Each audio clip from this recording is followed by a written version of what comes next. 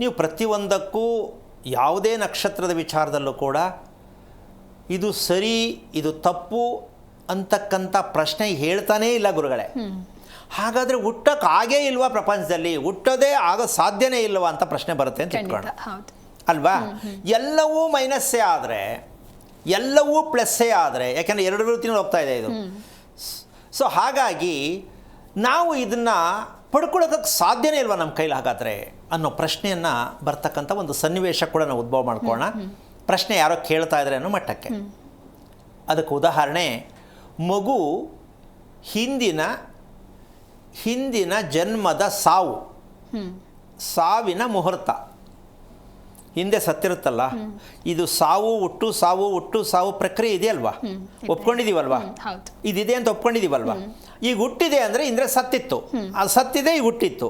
ಹಿಂದೆ ಏನು ಸತ್ತಿತ್ತು ಆ ಮುಹೂರ್ತನೇ ಈಗ ಹುಟ್ಟಿರುವ ಮುಹೂರ್ತ. ಅರ್ಥ ಆಯ್ತಾ? ಹಿಂದೆ ಯಾವ ರೀತಿಯಾಗಿ ರೋಗದಲ್ಲಿ ಹಿಂಸೆಯಲ್ಲಿ ಅಮಾವಾಸ್ಯೆಲೋ ಪೌರ್ಣಮಿನೋ ಅರ್ಧ ರಾತ್ರಿಲೋ ಆಕ್ಸಿಡೆಂಟ್ ಆಗೋ ಏನು ರೀತಿಯಾಗಿ ಹಿಂದೆ ಸತ್ತಿತ್ತೋ ಆ ಮುಹೂರ್ತವೇ ಈಗ ನಿಮ್ಮ ಹೊಟ್ಟೆಯಲ್ಲಿ ಹುಟ್ಟಿರುವ ಮಗುವಿನ ಜನನದ ಮುಹೂರ್ತ. ಈಗ ಅದು ಹೇಗೆ ಸತ್ತಿತ್ತು ಹೋದ ಜನ್ಮದಲ್ಲಿ ಸ್ವಲ್ಪ ದಯವಿಟ್ಟು ರಿಪೇರಿ ಮಾಡೋಣ ಅಂತ ಯಾರಿಗಾರು ಗೊತ್ತಿದೆಯೇನಮ್ಮ? ಇಲ್ಲ. ನನ್ನ ಮಗು ಯಾಕೆ ಹಿಂಗೆ ಹುಡ್ತು? ಸೊ ನೀವೇನು ಕೇಳ್ತಾ ಇದ್ದೀರಾ, ಜೊತೆಗೆ ಮದುವೆ ಅಂತಾದರೂ ಕೂಡ ಇದು ಬ್ರಹ್ಮಗಂಟು, ಭಗವಂತ ಗಂಟು ಹಾಕಿದ್ದ, ಅದಕ್ಕೆ ಆ ಹೆಣ್ಗ ಗಂಡು ಅಂತ ಅದನ್ನು ಹೇಳ್ತೀವಿ. ಹಂಗೆ ಹೇಳು ಕೂಡ ಅದರಲ್ಲೂ ದುಃಖ ಪಡ್ತೀವಿ. ಹೇಳಿದ್ದೆ ಅವರು, ಮಾಡ್ಕೊಂಡಿದ್ದೆ ಅವರು, ಅಯ್ಯೋ ಏನಕ್ಕಾರು ಮಾರವಾದೆ ಮದುವೆ ಹೆಣ್ಣಿಗೆ ಈ ಗಂಡಿಗೆ ಅಂತ ಅಂತಾಳೆ. ಸೊ ಮಗುನಲ್ಲೂ ಹಾಗೆ, ಮದುವೆನಲ್ಲೂ ಹಾಗೆ. ಇದು ಈ ರೀತಿಯಾಗಿ ನಾವು ಪ್ರತಿಯೊಂದು ಸಮಸ್ಯೆ ದುಃಖ ನಾವೇ ಮಾಡಿಕೊಂಡಿರೋದೇ ಹೊರತು ದೇವರು ಕೊಟ್ಟಿದ್ದು ಅಂತ ದೇವ್ರ ಮೇಲೆ ಹಾಕ್ಕೊಂಡು ನಾವು ಅನುಭವಿಸ್ತಾ ಇದ್ದೀವಿ ದುಃಖವನ್ನು.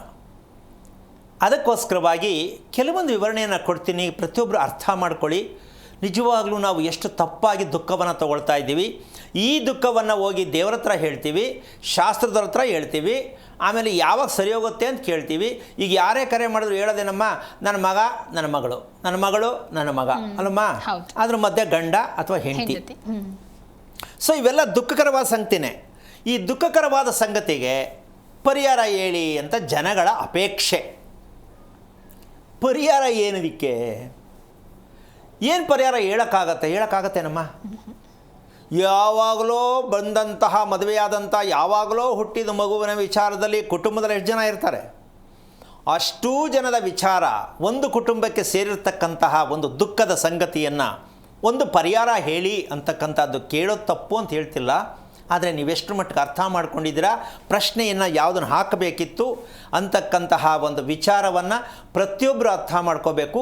ಕುಟುಂಬದಲ್ಲಿ ಯಾವಾಗಲೂ ಶಾಂತತೆ ಇದ್ದಾಗ, ತಂದೆ ತಾಯಿಯಲ್ಲಿ ಶಾಂತತೆ ಇರಬೇಕು, ಆ ಮಗು ಪ್ರೀತಿಯ ಮಗು ಬರುತ್ತೆ. ಪ್ರೀತಿ ಮಗು ಬರ್ಬೇಕಾದ್ರೆ ಏನು ಮಾಡಬೇಕು? ತಂದೆ ತಾಯಿ ಶಾಂತವಾಗಿರಬೇಕು. ಯಾರು ಇದ್ದಾರೆ ಅಂತೇನಮ್ಮ? ಅಯ್ಯೋ ಅವ್ರನ್ನ ಕೆಣಕಿದ್ರೆ ಸಾಕು ಮೇಲೆ ಬಿದ್ದುಬಿಡ್ತಾರೆ. ಅಯ್ಯೋ ಸುಮ್ಮನೆ ಯಾಕಾರೋ ಜ್ಞಾಪಿಸ್ತಿರೋ ಅದನ್ನು ಅಂತ. ಹಾಗಿದ್ದರೆ ಮಗು ಪ್ರೀತಿ ತೋರಿಸ್ಬೇಕು ನಮ್ಮ ಮೇಲೆ ಅಂತ ನೀವು ಹೆಂಗೆ ನಿರೀಕ್ಷೆ ಮಾಡ್ತೀರಾ? ಪ್ರತಿಯೊಬ್ಬರು ಯೋಚನೆ ಮಾಡಿ.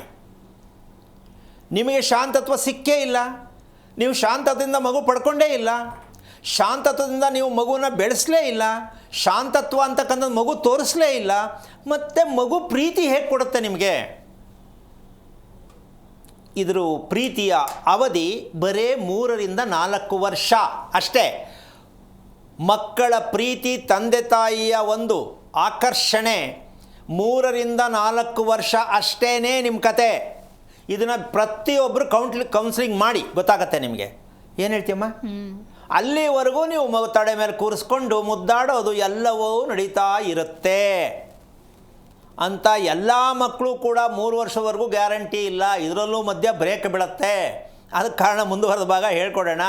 ಯಾಕೆ ಅಂದರೆ ಎಲ್ಲವೂ ದುಃಖಕ್ಕೆ ಕಾರಣವಾಗಿರ್ತಕ್ಕಂಥ ಜೀವನನೇ ನಡೆಸ್ತಾ ಇರೋದು ನಾವು.